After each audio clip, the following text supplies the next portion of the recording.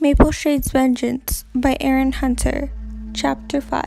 Mapleshade fought her way out of sleep, coughing and scorched with fever. Where am I? She struggled out of her prickly nest and looked around. A fresh killed mouse lay beside her, and Mapleshade's belly rumbled. She couldn't remember the last time she had eaten. She bent down to take a bite. Then the memory of where she was and what had happened flooded over her, and she retched violently. My kits! Apple dusk! Hello, are you all right? An anxious mew made Mapleshade look up. A small black and white Tom was standing at the foot of the huge stack of hay that filled the den. Daylight filtered through cracks in the wooden walls, highlighting tiny specks of dust that floated in the air. Where am I? Who are you? Mapleshade rasped. Little Cat picked up a bundle of dripping moss that lay at his paws and carried it over to her. You need to drink, he urged. My name is Myler, and this is my barn. You went to sleep so quickly last night that I didn't have time to introduce myself. How are you feeling? He peered at her, and Mapleshade shied away. You still look exhausted, Myler observed. Eat the mouse, and I'll let you get some more rest. I'm not saying, Mapleshade hissed. I don't want your fresh kill. But there's plenty to share, Myler insisted. I can catch more myself, don't worry. Mapleshade staggered forward, almost knocking the Tom off his paws. Leave me alone, she growled. I don't need your help. She searched for the gap in the wall where she had come in. Behind her, Myler was meowing something, giving shelter to strangers and having plenty of room in the barn. Mapleshade didn't bother to listen. What could some kitty pet possibly give her?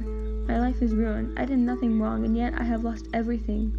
The image of her 3 dead kids hovered at the edge of her vision, as if she would be able to see them clearly, if only she could turn her head fast enough. Mama, help me, they wailed. I can't, Mapleshade whispered. Oh, my precious love, I'm so sorry.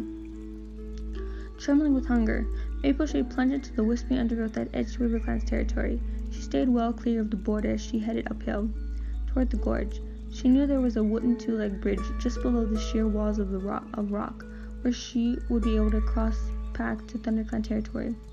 She felt an irresistible pull inside her, back to the place where she had spent her whole life.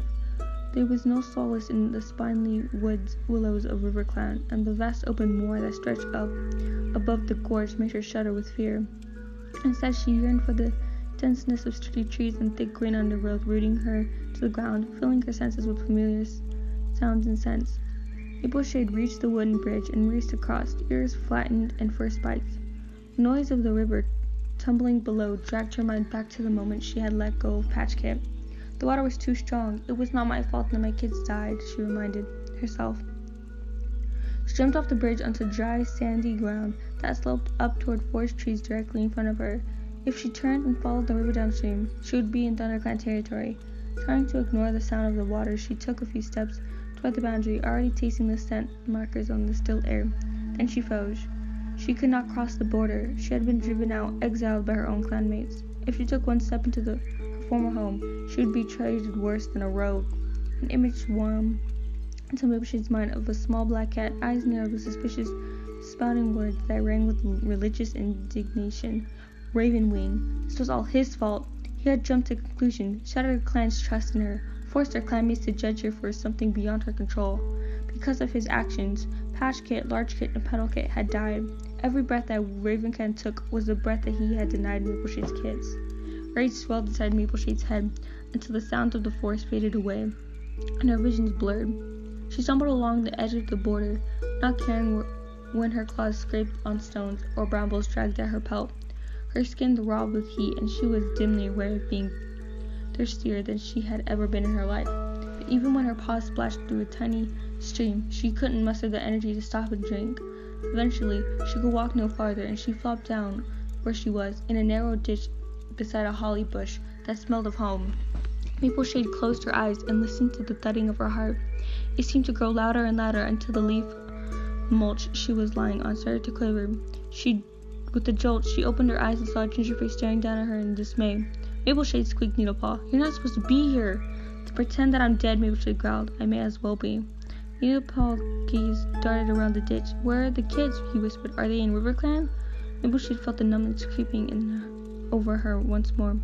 They drowned in the river. Oh no! Needlepaw's eyes grew huge. Mapleshade let her cheek rest on the cold dirt. Leave me alone. With a muffled meowed, Needlepaw turned and fled. Mapleshade wondered if she would ever climb out of this ditch.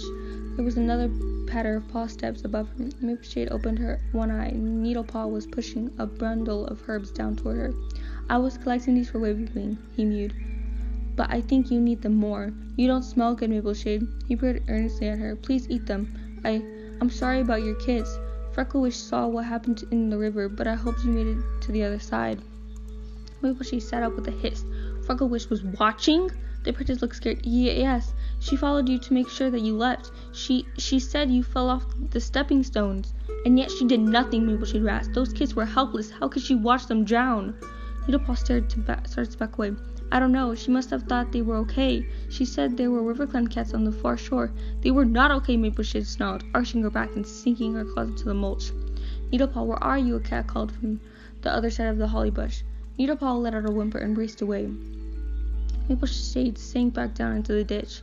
She chewed the leaves without tasting, feeling a stab of satisfaction that she had taken them from Ravenwing. How could he carry on gathering herbs, treating his clanmates as if nothing had happened? Mapleshade burned with the need to see him, to make him regret spilling the secret that was hers, and hers alone. She looked up at the moon, which had appeared in the twilight sky. In one sunrise it would be at its half, when the medicine cats traveled to the moonstone. Mapleshade might be forbidden from entering ThunderClan's territory, but no cat could keep her away from the path that led to Mothermouth. Ravenweed would be alone on his journey, unprotected by warriors who were stupid enough to listen to his accusations and doom-mongering. She felt the herbs working inside her, restoring strength to her legs. With a grunt, she jumped out of the ditch and started trotting away from the border until the bramble of thickets that encircled the hollow at 4 trees. It wasn't safe to stay so close to ThunderClan, not when patrols might be looking out for her. She didn't know if Needlepaw would keep quiet about finding her, though presumably he wouldn't admit to giving her the herbs.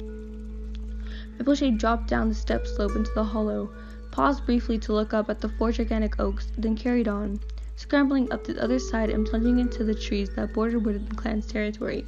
There was a strong smell of fox, which made her fur prickle, but it was stale rather than fresh, and would hide her own scent from curious border patrols.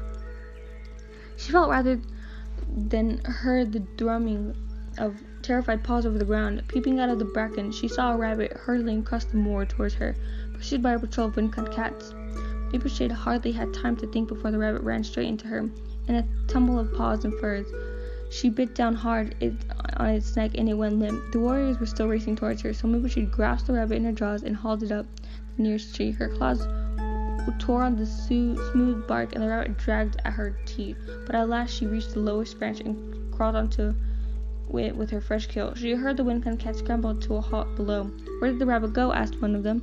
Another was circling the trunk, sniffing the ground. "The trail ends here, but that's impossible. Rabbits don't climb trees." "I don't know how you can smell anything," grumbled an old Tom with patchy brown fur. Mapleshade thought his name was Midgepelt. "It stinks of fox round here." Mapleshade held her breath, waiting for one of the cats to look up and see her. There was a little leaf covered this far down the trunk, and she couldn't climb higher without making a noise. But the patrol sniffed around for a moment more, then headed back to the open moor, grumbling about vanishing prey. "Fools," Mapleshade thought, as she bit into the rabbit. She spent the night under a clump of ferns a little deeper into the forest. She woke shivering beneath the light coat of frost, missing the warmth of her kits. "Wherever you are, I hope you are warm," she thought through chattering teeth. Her belly was still full from the rabbit, so she headed straight into the open, hoping it was too early for WoodenClan dawn patrol. She had traveled to the Moonstone once before as an apprentice. Maybe she remembered her excitement at being into WoodenClan's territory with impunity, how she had longed to be seen by a patrol and challenged, but now she darted from rock to clump of gorse, cursing the lack of cover on the empty moor. At last she reached the foot of the slope and crouched beside the thunderpath. The stench of monsters caught in her throat and made her eyes water, but there were few noisy beasts around this early. She only had to wait a few moments before the silence fell heavily in the valley, and she was able to dart across the hard black stone. On the other side, she plunged through the long solid grass into the hedge. She recalled passing a 2-legged den with cows and dark hay-scented barn, where she and the other apprentices had paused to hunt. She decided to stay well clear this time, in case she ran into any of the other medicine cats traveling early to Moonstone. After crossing a broad expanse of grass and pushing through another hedge, Mapleshade saw the dark brown tops of some two-legged den and that looked like the barn. She swerved to the far side of the next stretch of grass and trotted through a row of trees to where the ground started to slope steeply up. Tilting back her head, she stared at the jagged rocks with marks that marked the top of the ridge. The sun was striking them, turning them rosy and warm-looking, but their outlines still looked like teeth against the pale sky. Mapleshade's belly rumbled, and she realized that if she didn't eat now, she would be hungry for the rest of the day up on the hillside. She ducked back under the trees and quickly picked up the scent of a mouse snuffingly in the sunlight. Not her favorite fresh kill, but too easy to miss. She struck the flattened black body with her front paw and tucked it for a meal. Afterward, she felt stronger, clearer-headed. She bounded up the side of the ridge, scattering loose pebbles under her paws. As the weak sun set the jagged stone ablaze, Mapleshade leaped onto a boulder and opened her jaws to screech at the valley below. "I'm ready for you, Ravenwing. You will pay for what you have done." The life that she had known was over. If she couldn't be a warrior, then she would dedicate every beat of her heart to avenging the deaths of her kids.